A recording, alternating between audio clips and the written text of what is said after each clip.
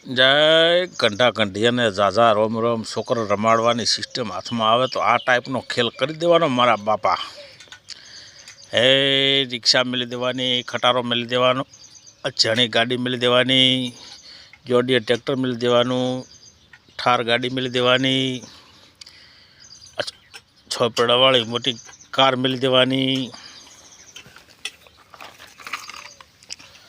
પછી જીસીબી ઠારાઈ જવાનું, પછી ભાભલિયા મારા બેટા હે છોકરા રમાડે જવાના, છોકરા રમે જાય, ખેતરમાં કામ કરવાનું નહીં.